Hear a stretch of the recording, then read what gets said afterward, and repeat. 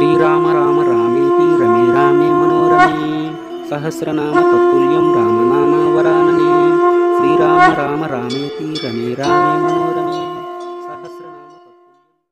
ఓం నమో భగవతే వాసుదేవాయ నమః. ఉపనిషత్ దర్శనం వచన పఠనం. శుక్ల యజుర్వేద అంతర్గతములలోని 6వది సుబాలోపనిషత్. శ్లోకం: బీజాజ్ఞాన మహామోహాపన్న వాజ్య ద్విశిష్యతే నిర్జీజం త్రైపదం తత్వం తదస్మీత విచింతయే. ప్రథమ ఖండ.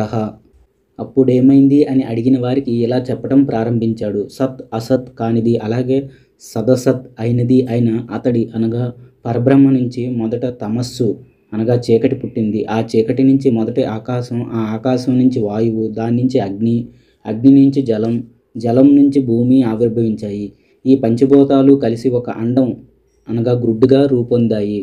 1 సంవత్సర కాలం తర్వాత ఆ గుడ్డు 2 భాగాలుగా మారగా దానిలో క్రింది భాగం భూమి అయ్యింది. గుడ్డులోని పై భాగం ఆకాశంగా మారింది. దీని మధ్యలో 1000 తలలు కలిగిన వాడు, 1000 కళ్ళు, పాదాలు, చేతులు కలిగిన దివ్య పురుషుడు ఆవిర్భవించాడు. ఆ మహాపురుషుడు ముందుగా మృత్యువుని సృష్టించాడు. ఆ మృత్యువు 3 అక్షరాలతో, 3 తలలతో, ఖండపరుసుతో ఉన్నది. బ్రహ్మ అనే పేరు కలిగిన మహాపురుషుడు మృత్యువు అనే బ్రహ్మలో ప్రవేశించాడు. అప్పుడు ఆ మృత్యు బ్రహ్మ 7 మానసపుత్రుల్ని సృష్టించాడు. వారినే విరాట్టులు అంటారు. తర్వాత మరో 7 మానసపుత్రుల్ని సృష్టించగా వారంతా ప్రజాపతులయ్యారు. ఆ మహాపురుషుడి ముఖం నుంచి బ్రాహ్మణుడు, బాహువుల నుంచి క్షత్రియుడు, తొడల నుంచి వైశ్యుడు, పాదాల నుంచి శూద్రుడు, మనస్సు నుంచి చంద్రుడు, కళ్ళు నుంచి సూర్యుడు, చెవుల నుంచి వాయువు, ప్రాణం అయిన హృదయం నుంచి సకల ప్రపంచం ఆవిర్భవించాయి. ద్వితీయ ఖండ. ఆ మహాపురుషుడి ఆపానం నుంచి నిషాదులు, ఆయన ఎముకల నుంచి యక్ష రాక్షస గంధర్వులు, వెంట్రుకల నుంచి పర్వతాలు, నుదుటి నుంచి ఓషధులు, వనస్పతులు, ఆయన కోపం నుంచి రుద్రుడు జన్మించారు. అలాంటి ఆ మహాపురుషుడు వదిలిన నిట్టూర్పు నుంచి ఋగ్వేదం, యజుర్వేదం, సామవేదం, అథర్వణ వేదం, శిక్ష, వ్యాకరణం, ఛందస్సు, నిరూక్తం, జ్యోతిషం, కల్పం, న్యాయం, తర్కం, మీమాంసాది ధర్మశాస్త్రాలు, ఆఖ్యానాలు, ఉపాఖ్యానాలు, అన్ని భూతాలు ఆవిర్భవించాయి. ఎవరిలో విశ్వంలోని లోకాలన్నీ లయమైపోతున్నాయో అతడే హిరణ్యజ్యోతి స్వరూపుడైన ఆత్మ. ఆ ఆత్మ తనను తాను 2గా విభాగించుకున్నాడు. వాటిలో ఒక భాగం స్త్రీగా, మరో భాగం పురుషుడిగా మారింది. ఆ ఆత్మే దేవుడిగా మారి దేవతలను సృష్టించాడు. అలాగే ఋషిగా మారి ఋషుల్ని, ఇంకా యక్ష రాక్షస గంధర్వుల్ని, గ్రామాలలో అరణ్యాలను సంచరించే పశువుల్ని, జంతువుల్ని సృష్టించాడు. ఆవు, ఎద్దు, ఆడగుర్రం, మగగుర్రం, ఆడ, మగ, గాడిద, విశ్వంబరులను సృష్టించాడు. చివరికి ఆత్మ వైశ్వనారాయుడుగా అనగా అగ్నిగా మారి సృష్టిలో ఉన్న అన్ని భూతాల్ని దహించాడు. అంత్యకాలంలో భూమి నీళ్లు తేజస్సులో, తేజస్సు వాయువులో, వాయువు ఆకాశంలో, ఆకాశం ఇంద్రియాలలో, ఇంద్రియాలు తన్మాత్రల్లో, తన్మాత్రలు భూతాదుల్లో, భూతాదులు మహత్తులో, మహత్తు అవ్యక్తంలో, అవ్యక్తం అక్షరంలో, అక్షరం తమస్సు అనగా చీకటిలో, ఆ తమస్సు పరుడైన పరమాత్మలో లయమైపోతున్నాయి. ఆ తర్వాత ఉండేది సత్ అసత్, సదసత్. వీటిలో ఏదీ కాదు. దీనినే నిర్వాణానుశాసనం అంటారు. తృతీయ ఖండ. పూర్వం ఈ ప్రపంచం మొత్తం అసత్తుగా ఉండేది. పండితుడైన వాడు అనగా జ్ఞాని ఈ ఆత్మని అజాతం, పుట్టనిదిగా, అభూతంగా, అప్రతిష్ఠితం, అశబ్దం, అస్పర్శంగా, రూపం లేనిదిగా, రసం లేనిదిగా, గంధం అనగా వాసన లేనిదిగా, అవ్యయమైనదిగా, మహత్తు బృహత్తుగా, జన్మ లేని దానిగా తెలుసుకొని ఎలాంటి విచారాన్ని పొందడు. ఈ ఆత్మ ప్రాణం లేనిది. ముఖం, చెవులు, మాటలు, మనస్సు, తేజస్సు, కళ్ళు, పేరు, గోత్రం, తల, పాదాలు, చేతులు లేనిది. అలాగే అది అస్నిగ్ధం, అలోహితం, అప్రమేయం, హ్రస్వదీర్ఘాలు కానిది. ఇంకా చెప్పాలంటే అది స్థూలం, సూక్ష్మం రెండూ కాదు. అనల్పమైనది, అపరమైనది, అనిర్దేశ్యం, అనాపావృతం, అప్రాకాశ్యం, అసంవృతం, అనంతరం, అబాహ్యమైనది. ఆత్మ దేనిని తినదు, దాన్ని ఎవరూ తినలేరు. దీన్ని సత్యం చేత, దానం, తమస్సు, బ్రహ్మచర్యం చేత, అలాగే నాశనం లేని నిర్వేదం చేత, షడంగం చేత సాధించాలి అనగా తెలుసుకోవాలి. దమము, దానము, దయ అనే 3 గుణాలు కలిగి ఉండాలి. ఎవరైతే ఈ తెలిసిన గుణాలని కలిగి ఉంటాడో అలాంటి వాడి ప్రాణాలు పైకి పోవు. ఇక్కడే పరబ్రహ్మలోనే లీనమైపోతాడు. అతడు సాక్షాత్తు ఆ బ్రహ్మగా మారి బ్రహ్మను పొందుతాడు. చతుర్దశ ఖండః. మానవుడి హృదయం మధ్యలో ఎర్రగా ఒక మాంసం ముద్ద ఉంటుంది. అది ఏ హృదయంలో తామర మొగ్గల, కలువల అనేక రకాలుగా వికసించి ఉందో ఆ హృదయానికి 10 చిల్లులు ఉన్నాయి. వేటిలోనైతే ప్రాణాలున్నాయో ఆత్మపురుషుడు ఎప్పుడు శరీరంలోని ప్రాణంతో కలుస్తాడో అప్పుడు అతడు ఎన్నో నదుల్ని, నగరాలని చూస్తాడు. ఎప్పుడు వ్యానంతో కలుస్తాడో అప్పుడు దేవతల్ని, ఋషుల్ని చూస్తాడు. ఆపానంతో కలిసినప్పుడు యక్ష, రాక్షస, గంధర్వుల్ని, ఉదానంతో కలిసినప్పుడు ఐశ్వర్యాన్ని, దేవలోకాన్ని చూస్తాడు. అలాగే వైరంబుడితో కలిసినప్పుడు దృష్టాన్ని, అదృష్టాన్ని, శ్రోతాన్ని, అశ్రుతాన్ని, భుక్తాన్ని, అభుక్తాన్ని, సత్తుని, అసత్తుని ఇలా సర్వాన్ని చూస్తాడు. శరీరంలో ప్రధానంగా 10 నాడులు ఉన్నాయి. వీటిలో ఒక్కో నాడిలో 72,000 చిన్న చిన్న నాడులు ఉంటాయి. ప్రాణంలో ఆత్మ నిద్రించినప్పుడు అది శబ్దాలు చేస్తుంది. అది శరీరంలో రెండో కోశంలో నిద్రపోయినప్పుడు ఈ లోకాన్ని, పరలోకాన్ని చూస్తుంది. అది అన్ని రకాల శబ్దాలని అది గ్రహిస్తుంది. దాన్నే సంప్రసాదం అంటారు. ప్రాణం శరీరాన్ని రక్షిస్తుంది. శరీరంలో ఉండే పచ్చని, ఎర్రని, నల్లని, తెల్లని నాడులన్నీ రక్తంతో నిండి ఉంటాయి. లోపల ఉండే హృదయం తామర మొగ్గలాగా, కలువలాగా వికసించి ఉంటుంది. ఇక శరీరంలో ఉండే అహిత అనే నాడులు ఒక వెంట్రుకని 1000 భాగాలుగా చీలిస్తే ఎంత సన్నగా ఉంటుందో అంత సన్నగా ఉంటాయి. మానవుడి హృదయం అనే ఆకాశంలో స్వర్గం కన్నా పరమైన ఒక కోశంలో ఆత్మ అనేది నిద్రిస్తుంది. ఎక్కడైతే నిద్రించిన వాడు ఏ కోరిక కోరడో, ఎలాంటి స్వప్నాన్ని చూడడో అక్కడ దేవతలు ఉండరు, దేవలోకాలు ఉండవు, తల్లి, తండ్రి, బంధువులు, దొంగలు ఉండరు, అలాగే బ్రహ్మ కూడా ఉండడు. అక్కడ ఉండే తేజస్సు శరీరం లేనిది, మృత్యుమయమైనది. ఇక్కడ అమృతం అంటే సలిలం అనగా నీరు అని అర్థం. సలిలం అన్నా, వనం అన్నా ఒక్కటే. ఇలాంటి మార్గంలో అగ్రభాగానికి పరిగెత్తి వెళ్ళేవాడిని సామ్రాట్ అని అంటారు. పంచమః ఖండః. ఇక్కడ స్థానులకు అనగా స్థానం కలిగిన వారికి ఇస్తారు. నాడి అనేది వీటికి నిబంధనగా ఉంటుంది. ఇంద్రియాలలో ఒకటి చక్షురింద్రియం అనగా కన్ను. ఇది ఆధ్యాత్మికంగా, దృష్టవ్యంగా అనగా చూడదగినదిగా, ఆదిభూతంగా ఉంటుంది. ఆదిత్యుడు అనగా సూర్యుడు దీనికి అధిదేవతం. వీటికి నాడి నిబంధనంగా ఉంటుంది. ఈ చక్షురింద్రియాలలో దృష్టవ్యంలో, ఆదిత్యుడిలో, నాడిలో, ప్రాణంలో, విజ్ఞానంలో, ఆనందంలో, హృదయాకాశంలో, ఈ సర్వంలో అంతరంగంలో ఎవరైతే సంచరిస్తూ ఉంటాడో అతడే ఆత్మ. అలాంటి ఆత్మ స్వరూపుడిని అజురుడు అనగా వార్ధక్యం లేనివాడిగా, మృత్యువు లేనివాడిగా, భయం, శోకం లేనివాడిగా, అనంతుడిగా భావించి ఉపాసించాలి. ఇక రెండో ఇంద్రియం ముక్కు. ఇది కూడా ఆధ్యాత్మికంగా, గ్రాతవ్యం అనగా వాసన చూడదగినదిగా, ఆదిభూతంగా ఉంటుంది. దీనికి పృథివీ అనగా భూమి అధిదైవతం. నాడి ఆ రెండింటికి నిబంధనంగా ఉంటుంది.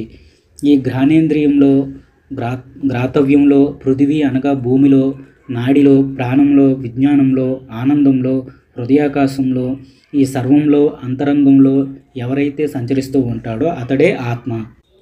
ఈ ఆత్మని వార్ధక్యం, మృత్యువు, భయం, శోకం అంతం లేనిదిగా గ్రహించి ఉపాసించాలి. మూడో ఇంద్రియం జిహ్వ అనగా నాలుక. ఇది కూడా ఆధ్యాత్మికంగా, రసయితవ్యంగా అనగా రుచి చూసేదిగా, ఆదిభూతంగా ఉంటుంది. వరుణుడు ఈ జిహ్వకి అధిదైవతం. జిహ్వకి, వరుణుడికి నాడీ నిబంధనంగా ఉంటుంది.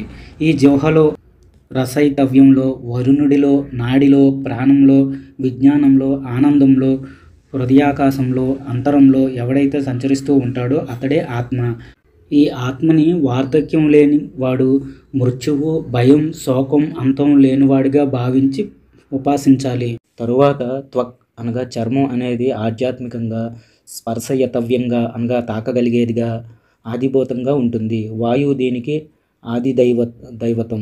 వాయువుకి, స్పర్శకి నాడి నిబంధనంగా ఉంటుంది. ఈ త్వక్ అనగా చర్మంలో, స్పర్శయితవ్యంలో, వాయువులో, నాడి, ప్రాణం, విజ్ఞానం, ఆనందం, హృదయాకాశంలో, ఈ సర్వంలో అంతరంలో ఎవరు సంచరిస్తూ ఉంటారో అతడే ఆత్మ. ఆ ఆత్మపురుషుడు వార్ధక్యం, మృత్యువు, భయం, శోకం లేని అనంతుడు. అటువంటి ఆత్మని ఉపాసించాలి. మనస్సు అనేది మరో ఇంద్రియం.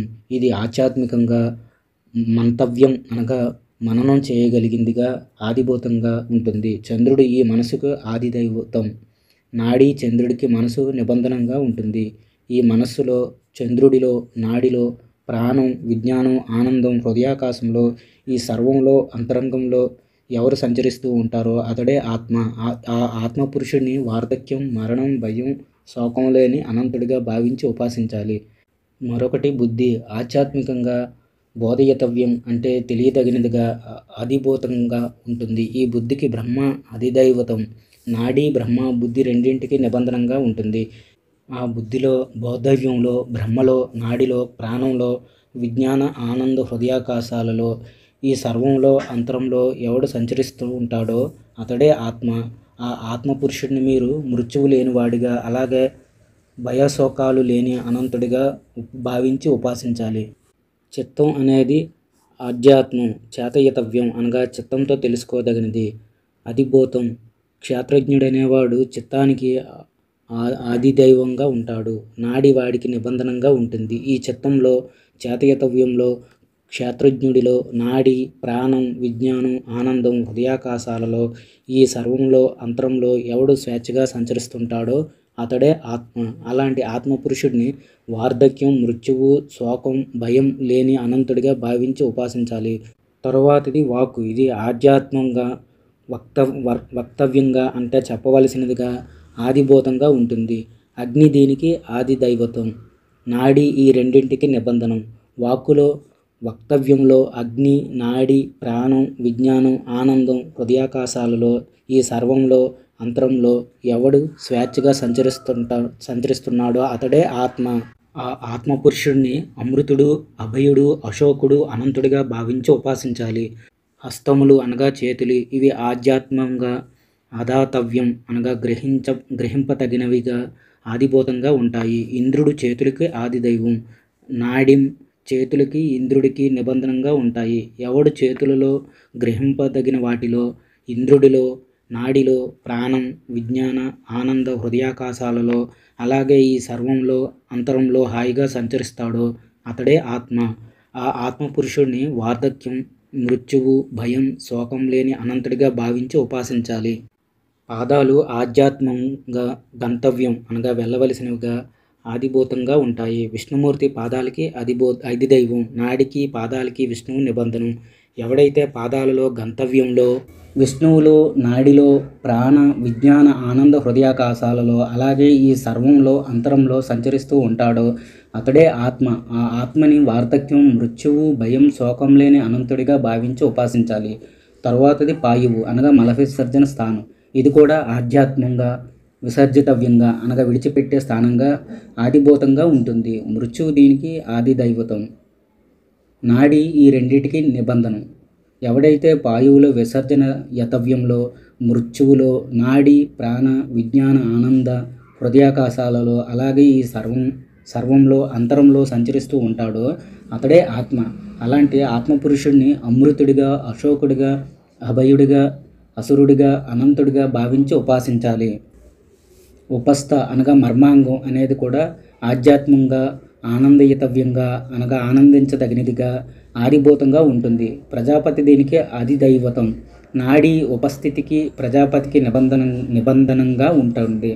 ఎవరు ఈ ప్రజాపతిలో, నాడీ, ప్రాణ, విజ్ఞాన, ఆనంద హృదయాకాశాలలో, ఈ సర్వంలో, అంతరంలో సంచరిస్తూ ఉంటాడో అతడే ఆత్మ. ఆ ఆత్మపురుషుడిని వార్ధక్యం, మృత్యువు, భయం, శోకం లేని అనంతుడిగా భావించి ఉపాసించాలి.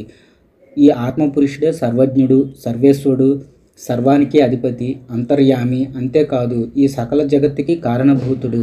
అతడు సకల సౌభాగ్యాలతో ఉపాసించబడేవాడు కానీ సర్వ సౌఖ్యాల్ని ఉపాసించడు. అలాగే వేదశాస్త్రాల చేత ఉపాసించబడేవాడు కానీ వేదశాస్త్రాలని తాను ఉపాసించడు.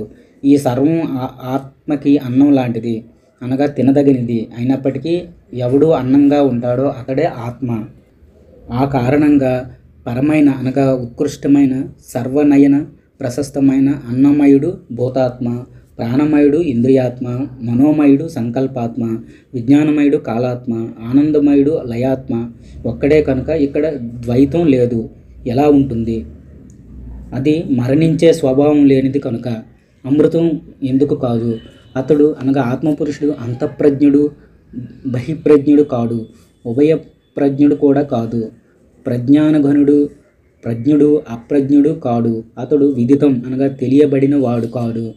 వైద్యం అనగా తెలియదగినవాడు కాడు. కానీ అతడు ఉన్నాడన్న మాట నిర్వాణం. ఇది అనుశాసనం. ఇదే వేదానుశాసనం. షష్ఠః ఖండః. సృష్టికి ముందు ఏదీ లేదు. ఆ కారణంగా ఎలాంటి ఆధారం లేకుండా ఈ ప్రజలంతా ఆవిర్భవించారు. దివ్యస్వరూపుడైన నారాయణుడు ఒక్కడే దేవుడు. కళ్ళు కళ్ళతో చూడదగినది, నాసిక నాసికతో వాసన చూడదగినది, చెవులు చెవులతో వినదగినది, నాలుక నాలుకతో రుచి చూడదగినది, చర్మం చర్మంతో స్పర్శ అనుభవించదగినది, మనస్సు మనస్సుతో మననం చేయదగినది, బుద్ధి బుద్ధితో ఆలోచించదగినది, అహంకారం అహంకర్తవ్యం, చిత్తం చేతయతవ్యం, వాక్కు వక్తవ్యం, హస్తాలు ఆదాయతవ్యం, పాదాలు గంతవ్యం, వాయువు విసర్జయతవ్యం, ఉపస్థ ఆనందయతవ్యం. ఇవన్నీ సాక్షాత్తు ఆ శ్రీమన్నారాయణుడే. అలాగే దాత, విధాత, కర్త, వికర్త అయినవాడు కూడా ఆ నారాయణ పరమాత్మే. ద్వాదశ అనగా 12 ఆదిత్యులు, ఏకాదశ రుద్రులు, సప్త మరుత్తులు, అష్టవసువులు, అశ్విని దేవతలు, వృక్కులు, యజస్సులు, సామాధి మంత్రాలు, అగ్ని, ఆజ్యం, ఆహుతి ఇవన్నీ నారాయణ స్వరూపాలే. అలాగే ఉద్భవ, సంభవాలు, తల్లిదండ్రులు, అన్నదమ్ములు, నివాసం, దిక్కులు, సహృత్తు, గతి ఆ నారాయణుడే. నాసీర, శిశువు, అసుర, సూర్య, బృహస్పతి అనేవి నాడుల పేర్లు. ఇవి త్రాగుతాయి, పాడుతాయి, వర్షిస్తాయి. వరుణుడు, అర్యముడు, చంద్రుడు, కళ, కవి, ధాత, బ్రహ్మ, ప్రజాపతి, ఇంద్రుడు, దినాలు అనగా రోజులు, అర్ధదినాలు, కళలు, కల్పాలు, ఊర్ధ్వభాగాలు, దిక్కులు ఈ సర్వం నారాయణ స్వరూపమే. భూత భవిష్యత్తులు కూడా నారాయణుడే. మహావిష్ణువుకి చెందిన ఆ పరమమైన పదాన్ని అనగా స్థానాన్ని విద్వాంసులైన వాళ్ళు ఎప్పుడూ దర్శిస్తుంటారు. ద్విలోకంలో ఆయన దివ్య తేజస్సు వ్యాపించి ఉంటుంది. పండితులైన వాళ్ళే ఆ తేజస్సుని గ్రహించగలుగుతారు. ఏదైతే విష్ణుమూర్తి పరమపదము అనగా దివ్యస్థానము అది నిర్వాణానుశాసనం. ఇదే వేదానుశాసనం. శరీరానికి లోపల హృదయం అనే ఒక గుహ ఉంటుంది. అందులో ఏకం నిత్యుడు జన్మలేనివాడు అయిన ఆత్మపురుషుడు ఉంటాడు. ఎవడికి ఈ భూమి శరీరంగా ఉంటుందో, ఆ భూమి లోపలే తిరుగుతున్నప్పటికీ ఎవడిని భూమి గుర్తించలేదో, ఎవడికి జలం శరీరంగా ఉంటుందో, ఆ జలంలో సంచరిస్తున్నప్పటికీ జలాలు అతన్ని తెలుసుకోలేవో, ఎవడికి తేజస్సు శరీరంగా ఉన్నదో, ఆ తేజస్సులో తిరుగుతున్నప్పటికీ ఎవరిని ఆ తేజస్సు తెలుసుకోలేదో, ఎవడికి వాయువు, ఆకాశం, మనస్సు, బుద్ధి, అహంకారం, చిత్తం, అవ్యక్తం, అక్షరం, మృత్యువు అనేవి శరీరంగా ఉన్నాయో, ఆ వాయు, ఆకాశ, మనస్సు, బుద్ధి, అహంకార, చిత్త, అవ్యక్త, అక్షర, మృత్యువులలో సంచరిస్తూ ఎవడిని అవి ఏవి గుర్తించలేవో అతడే సర్వభూతాలకి అంతరాత్మ. అతడే సకల పాపాలని పోగొట్టే దివ్య నారాయణుడు. ఆ నారాయణుడే ఈ దివ్య విద్యని అపాంతరముడికి ప్రబోధించగా ఆయన దాన్ని తిరిగి బ్రహ్మదేవుడికి ఇచ్చాడు. బ్రహ్మ ఆ విద్యని ఘోరాంగి రసమునికి ఇవ్వగా ఆయన ఆ విద్యను రైక్వుడికి ప్రసాదించాడు. ఆ రైక్వుడు దాన్ని రాముడికి ఇవ్వగా రాముడు దాన్ని సకల భూతాలకి అనగా జీవులకి ప్రసాదించాడు. ఇది నిర్వాణప్రదమైన శాసనం. ఇదే వేదానుశాసనం. పరిశుద్ధుడైన ఆత్మపురుషుడు శరీరంలోని హృదయం అనే గుహలో కొలువున్నాడు. ఆ గుహ అందరి శరీరంలోని మేధస్సు అనగా కొవ్వు, మాంసం అతడితో కూడుకుని ఎంతో రక్షితమైన శరీర మధ్య భాగంలో ఉంటుంది. ఇది ఒక బొమ్మ గోడ, గంధర్వ నగరం లాంటిది. అనగా ఈ క్షణంలో ఉండి మరో క్షణంలో కనిపించకుండా పోయేది. అరటి స్తంభంలాగా నిస్సారమైంది. అలాంటి దానిలో ఆత్మ నివసిస్తుంది. శరీరంలోని గుహలో ఉన్న ఆ ఆత్మ అచింత్య రూపం, దివ్యం, శుద్ధం, తేజస్సులతో కూడుకున్నది. అది సకల జగత్స్వరూపమైనది, సర్వేశ్వరుడైన అమరమైనది, దివ్యంగా ప్రకాశించేది. అలాంటి ఆ ఆత్మని విద్వాంసులైన యోగులు మాత్రమే చూడగలుగుతారు. నవమః ఖండః. రైక్వుడు ఇలా ప్రశ్నించాడు: ఓ భగవాన్, ఈ సర్వం దేనిలో అస్తమిస్తుంది అని. అతడు అనగా భగవంతుడు ఇలా చెప్పడం ప్రారంభించాడు. ఆత్మచక్షుషుని పొందుతుంది, ఆ చక్షుషే చివరికి అస్తమిస్తుంది. ద్రష్టవ్యం పొందుతుంది, అది కూడా అస్తమిస్తుంది. ఎవడైతే సూర్యుడిని కూడా అస్తమింపజేస్తాడో అతడే సూర్యుడిని పొందుతాడు. అలాగే విరాజుని పొందుతాడు, ఈ విరాజుని కూడా అస్తమింపజేస్తాడు. అతడు ఎవరో కాదు, ఆత్మపురుషుడు. అతడు అమృతాన్ని, అభయాన్ని, అశోకాన్ని, అనంతాన్ని, నిర్జనాన్ని పొందుతాడు. ఆ ఆత్మపురుషుడు ఇంకా చెప్పాలంటే శ్రోతాన్ని, శ్రోతవ్యాన్ని, దిక్కుని, సుదర్శనాన్ని, ఆపానాన్ని, విజ్ఞానాన్ని, ఆనందాన్ని, తురియాన్ని పొంది చివరికి వాటన్నింటికి అస్తమింపజేస్తాడు. అతడే అమృతాన్ని, అభయాన్ని, అశోకాన్ని, అనంతాన్ని, నిర్జీజాన్ని పొందుతాడు. అమృత పురుషుడు నాసిక అనగా ముక్కుని, ఘ్రాతవ్యాన్ని, పృథివిని, జలాన్ని, వ్యానాన్ని, విజ్ఞానాన్ని, ఆనందాన్ని, తురియాన్ని పొంది చివరికి వాటన్నింటినీ అస్తమింపజేస్తాడు. అతడు అమృతాన్ని, అభయాన్ని, అశోకాన్ని, అనంతాన్ని, నిర్జీజాన్ని కూడా పొందుతాడు. అతడిలా అనగా భగవానుడు రైతువికుడితో చెబుతున్నాడు. ఆత్మపురుషుడు జిహ్వని అనగా నాలుక, రసైతవ్యాన్ని అనగా రుచి చూడటాన్ని, వరుణుడిని, సౌమ్యుడిని, ఉదానాన్ని పొంది చివరికి వాటన్నిటినీ అస్తమింపజేస్తాడు. ఆ పురుషుడే విజ్ఞాన, ఆనంద, తుర్యాన్ని కూడా పొంది వాటిని అస్తమింపజేస్తాడు. ఆ ఆత్మపురుషుడే అభయాన్ని, అశోకాన్ని, అమృతాన్ని, అనంతాన్ని, నిర్జీజాన్ని పొందుతాడు. ఇంకా ఆత్మపురుషుడు త్వక్ అనగా చర్మంని, రశ్మైతవ్యాన్ని, వాయువుని, మోహాన్ని, సుమానాన్ని, విజ్ఞానాన్ని, ఆనంద, తుర్యాన్ని పొంది వాటన్నిటిని అస్తమింపజేస్తాడు. అతడు అమృతం, అభయం, అశోకం, అనంతం, నిర్జీజాల్ని పొందుతాడు. అలాగే అతడు వాక్కుని, వాక్తవ్యాన్ని, అగ్నిని, కుమారుణ్ణి, వైరంభాన్ని, విజ్ఞాన, ఆనంద, తుర్యాల్ని పొంది చివరికి వాటన్నిటినీ అస్తమింపజేస్తాడు. అతడే అమృతాన్ని, అభయాన్ని, అశోకాన్ని, ఆనంద, నిర్జీజాల్ని పొందుతాడు. అతడు హస్తాల్ని అనగా చేతులు, ఆదాతవ్యాన్ని, ఇంద్రుణ్ణి, అమృతాన్ని, ముఖ్యాన్ని, విజ్ఞాన, ఆనంద, తుర్యాల్ని పొంది చివరికి వాటన్నింటినీ అస్తమింపజేస్తాడు. అతడే అమృతాన్ని, అభయ, అశోక, అనంత, నిర్జీజాల్ని పొందుతాడు. ఆ పురుషుడు పాదాల్ని, గంతవ్యాన్ని, విష్ణువుని, సత్యాన్ని, అంతర్యామిని, విజ్ఞాన, ఆనంద, తుర్యాల్ని పొంది చివరికి అన్నింటినీ నశింపజేస్తాడు. అలా చేసినవాడే అమృతాన్ని, అభయ, అశోక, అనంత, నిర్జీజాలని పొందుతాడు. అతడు అనగా ఆత్మ వాయువుని, విసర్జితవ్యాన్ని, మృత్యువుని, మధ్యమాన్ని, ప్రభంజన, విజ్ఞాన, ఆనందాలని పొంది చివరికి వాటిని కూడా అస్తమింపజేస్తాడు. అతడు తురియాన్ని కూడా పొంది దాన్ని అస్తమింపజేస్తాడు. అలా చేసినవాడే అమృత, అశోక, అభయ, ఆనంద, నిర్జీజాలని పొందుతాడు. అతడు ఉపస్థిని, ఆనందీయ తత్వాన్ని, ప్రజాపతిని, నాసీరుణ్ణి అనగా అగ్రేసరుడు పొంది చివరికి వారిని కూడా అస్తమింపజేస్తాడు. అతడు కూర్మీరుణ్ణి, విజ్ఞాన, ఆనంద, తుర్యాల్ని పొంది చివరికి వాటన్నిటినీ అస్తమింపజేస్తాడు. అతడే అమృత, అశోక, అభయ, ఆనంద, నిర్జీజాల్ని పొందుతాడు. అతడు అనగా ఆత్మ మనసును, మంతవ్యాన్ని పొంది వాటిని కూడా అస్తమింపజేస్తాడు. అతడు చంద్రుణ్ణి, శిశువుని, స్వేనాన్ని, విజ్ఞాన, ఆనంద, తుర్యాల్ని పొంది వాటన్నిటినీ అస్తమింపజేస్తాడు. అతడే అమృత, అభయ, అశోక, అనంత, నిర్జీజాల్ని పొందుతాడు. ఈ ఆత్మపురుషుడు బుద్ధిని, బోధవ్యాన్ని, బ్రహ్మని, సూర్యుడిని, కృష్ణుడిని, విజ్ఞాన, ఆనంద, తుర్యాలని పొంది చివరికి వాటిని అస్తమింపజేస్తున్నాడు. అతడే అమృతాన్ని, అభయాన్ని, అశోకాన్ని, అనంత, నిర్జీజాల్ని పొందుతాడు. ఆత్మపురుషుడు అహంకారాన్ని, అహం కర్తవ్యాన్ని, రుద్రుడిని, అసురుడిని, శ్వేతుడిని, విజ్ఞాన, ఆనందాల్ని పొంది వరుసగా వాటన్నిటిని అస్తమింపజేస్తాడు. అతడు తుర్యాన్ని కూడా పొంది దాన్ని అస్తమింపజేస్తాడు.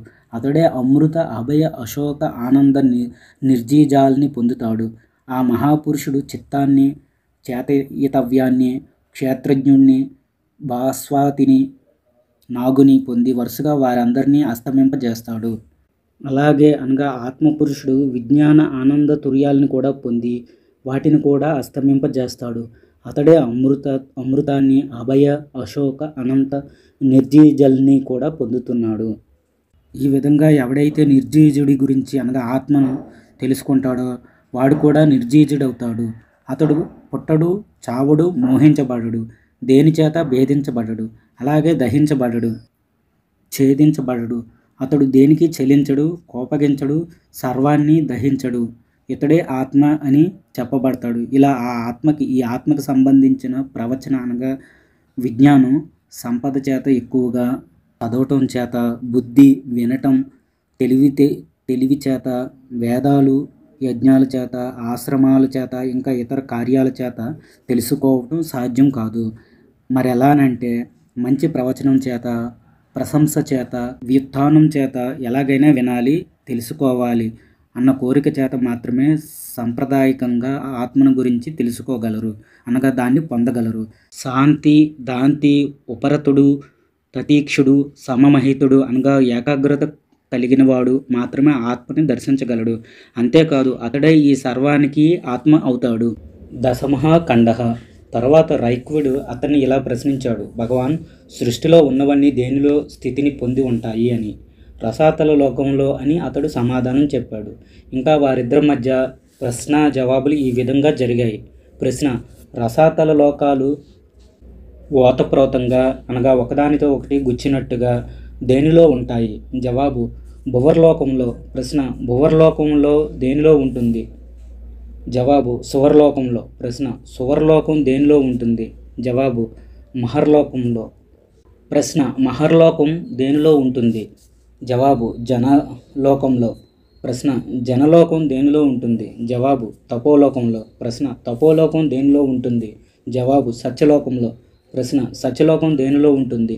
జవాబు: ప్రజాపతి లోకంలో. ప్రశ్న: ప్రజాపతి లోకం దేనిలో ఉంటుంది? జవాబు: బ్రహ్మలోకంలో. ప్రశ్న: బ్రహ్మలోకం దేనిలో ఉంటుంది? జవాబు: సర్వలోకంలో. ప్రశ్న: సర్వలోకం దేనిలో? జవాబు: ఈ సర్వలోకాలు అనేవి బ్రహ్మస్వరూపమైన ఆత్మలో సూత్రం అనగా దారంలో మనుగులు గుచ్చినట్లుగా ఉంటాయి. ఈ విధంగా సకల లోకాలన్నీ ఆత్మలో ప్రతిష్ఠితమైనవిగా ఎవరు తెలుసుకుంటారో వారు సాక్షాత్తు ఆ ఆత్మే అవుతారు. ఇది నిర్వాణానుశాసనం. ఇదే వేద శాసనం. ఏకాదశః ఖండః. తర్వాత రైక్వుడు అతన్ని ఇలా ప్రశ్నించాడు: ఓ భగవాన్, విజ్ఞానగణుడైన ఈ ఆత్మపురుషుడు ఉత్క్రమించేటప్పుడు దేని చేత, ఏ స్థానాన్ని వదిలి బయటికి వెళతాడు? అతడిలా సమాధానం చెబుతున్నాడు: మానవ శరీరంలోని హృదయం మధ్యలో ఎర్రగా ఒక మాంసపిండం ఉంటుంది. తామర మొగ్గలాగా, కలువలాగా వికసించిన ఆ హృదయం మధ్యలో ఒక సముద్రం ఉంటుంది. ఆ సముద్రం మధ్యలో ఒక కోశం ఉంటుంది. ఈ కోశంలో 4 నాడులుంటాయి. అవి 1 రమ, 2 అరమ, 3 ఇచ్చ, 4 పునర్భవ అని. వీటిలో రమ అనే నాడి జీవి చేసిన పుణ్యఫలం వల్ల అతడికి పుణ్యలోకాలని ప్రాప్తింపజేస్తుంది. అరమ అతడు చేసిన పాపకర్మల వల్ల అతడికి పాపలోకాలని పొందింపజేస్తుంది. ఇక ఇచ్చ అనే నాడి దేన్ని జీవుడు స్మరిస్తుందో ఆ జీవుడికి అది లభిస్తుంది. పునర్భవం అనే 4వ నాడి కోశాన్ని భేదింపజేస్తుంది. అలాగే అది కోశాన్ని, శీర్ష కపాలాన్ని, పృథివిని, జలాన్ని, తేజస్సుని, వాయువుని, ఆకాశాన్ని, మనస్సుని, భూతాదిని, మహత్తుని, అవ్యక్తాన్ని, అక్షరాన్ని, మృత్యువుని వరుసగా ఒకదాని తర్వాత ఒకటి భేదిస్తుంది. చివరికి మృత్యువు పరుడైన దైవంలో ఏకమవుతుంది. అలా ఆయన తరువాత ఇక సత్తు, అసత్తు, సతసత్తు అనేవేవీ ఉండవు. ఇది నిర్వాణానుశాసనం. ఇదే వేదానుశాసనం. ద్వాదశః ఖండః. బ్రహ్మలోకంలో, మహాసంవర్తకంలో, ఆదిత్యుడిలో, క్రవ్యాదులలో పక్వమైన అన్నం అనేది నారాయణుడి నుంచే వస్తుంది. ఆ అన్నం జ్వాలాకీల వల్ల కాస్త మెత్తబడుతుంది. ఎవరైనా సరే పర్యుషితం అనగా వండిన తర్వాత జాము కాలం దాటనిది, పవిత్రమైనది, యాచించనిది, అసంక్లిప్తమైనది అయిన అన్నాన్ని మాత్రమే భుజించాలి. అంతేకాని ఎవరిని యాచించకూడదు. త్రయోదశః ఖండః. ఎవరైనా సరే బాలుడిలా ఉండాలని కోరుకోవాలి. బాలభావం, అసంగం, నిర్వజ్యం, మౌనం, పాండిత్యం వీటి వల్ల కైవల్యం గురించిన జ్ఞానం లభిస్తుంది. దీన్ని గురించి చెప్పేవాడు ప్రజాపతి అని గ్రహించి ఒక చెట్టు మొదట్లో కూర్చోవాలి. మాసిన వస్త్రాలు ధరించి ఏకాకిగా సమాధి స్థితిలో ఉండి ఆత్మను గురించి తెలుసుకోవాలనే కోరిక తప్ప మరే కోరిక లేకుండా ఉండాలి. ఏనుగుల్లో, సింహాల్లో, దోమల్లో, ముంగిస, సర్ప, యక్ష, రాక్షస, గంధర్వాదుల్లో ఉండే మృత్యు స్వరూపం గురించి తెలుసుకున్నవాడు దేని గురించి భయపడడు. ఎవరైనా ఆత్మజ్ఞానం కావాలనుకునేవాడు వృక్షంలాగా ఉండాలి. తాను నరకబడుతున్నప్పటికీ ఎవరి మీద కోప్పడకూడదు, దేనికి చెల్లించకూడదు, ఆకాశంలాగా స్థిరంగా ఉండాలి. ఎవరైనా దండించినా ఆగ్రహించకూడదు, నిత్యనిష్టతో ఉండాలి. ఈ ఆత్మ అనేది నిత్య స్వరూపమైనది. అన్ని రకాల వాసనలకి పృథివీ అనగా భూమి హృదయం లాంటిది. అలాగే రసాలన్నిటికీ జలం, రూపాలన్నిటికీ తేజస్సు, స్పర్శలన్నిటికీ వాయువు, శబ్దాలన్నిటికీ ఆకాశం, గీతాలన్నిటికీ అవ్యక్తం, సత్వాలన్నిటికీ మృత్యువు హృదయం లాంటిది. చివరికి ఈ మృత్యువు పరుడైన ఆ పరమాత్మతో ఏకీభావం చెందుతుంది. అలా చెందిన తర్వాత ఇక సత్తు, అసత్తు, సదసత్తు అనేవేవీ ఉండవు. ఇది నిర్వాణానుశాసనం. ఇదే వేదానుశాసనం. చతుర్దశః ఖండః. పృథివీ అనగా భూమి. అన్నం జలం అన్నాదం. జలం అన్నం జ్యోతి అన్నాదం. జ్యోతి అన్నం వాయువు అన్నాదం. వాయువు అన్నం ఆకాశం అన్నాదం. ఆకాశం అన్నం ఇంద్రియాలు అన్నాదులు. ఇంద్రియాలు అన్నం మనస్సు అన్నాదం. మనస్సు అన్నం బుద్ధి అన్నాదం. బుద్ధి అన్నం అవ్యక్తం అన్నాదం. అవ్యక్తం అన్నం అక్షరం అన్నాదం. అక్షరం అన్నం మృత్యువు అన్నాదం. చివరికి అన్నాదమైన ఈ మృత్యువుపరుడైన ఆ పరమాత్మతో ఏకీభావం చెందుతుంది. అలా చెందినవాడు సత్తు, అసత్తు, సదసత్తు అనేవేవీ ఉండవు. ఇదే నిర్వాణుశాసనం. ఇదే వేదానుశాసనం. పంచదశః ఖండః. తర్వాత రైకుడి అతనిలా ప్రశ్నించాడు, ఓ భగవాన్, విజ్ఞానగణుడైన ఆత్మపురుషుడు శరీరం నుంచి ఉత్క్రమించే అంటే బయటికి వెళ్ళేటప్పుడు దేని చేత ఏ స్థానాన్ని దహిస్తాడు? అతడిలా చెబుతున్నాడు, విజ్ఞానగణుడైన ఆత్మ శరీరం నుంచి బయటికి వచ్చేటప్పుడు లోపల ఉన్న ప్రాణాన్ని దహిస్తాడు. దానితో పాటు ఆపానాన్ని, వ్యానాన్ని, ఉదానాన్ని, సమాన వైరంభాలని, ముఖ్యాన్ని, అంతర్యామాన్ని, ప్రభంజనాన్ని, కుమారుణ్ణి, శ్యానాన్ని, శ్వేతాన్ని, కష్టాన్ని, నాగాన్ని కూడా దహిస్తాడు. వీటితో పాటు పంచభూతాలైన పృథివీ, జలం, తేజస్సు, వాయు, ఆకాశాలని, జగత్తు, స్వప్న, సుషప్తుల్ని, తుర్యాన్ని, మహత్తుని, ఈ లోకాన్ని, పరలోకాన్ని, లోలోకాల్ని, ధర్మశాస్త్రాల్ని, అభాస్వరాన్ని, అమర్యాదాన్ని, నిరాలోకాన్ని, మహత్తు, అవ్యక్త, అక్షర, మృత్యువుల్ని వరుసగా దహిస్తాడు. చివరగా దహించబడ్డ మృత్యువు పరమాత్మతో ఐక్యం చెందుతుంది. ఇలా జరిగిన తర్వాత సత్తు, అసత్తు, సదసత్తు అనేవేవీ ఉండవు. షోడశః ఖండః. ఈ సుబాల బీజ బ్రహ్మోపనిషత్తుని ప్రశాంత చిత్తం లేనివాడికి బోధించకూడదు.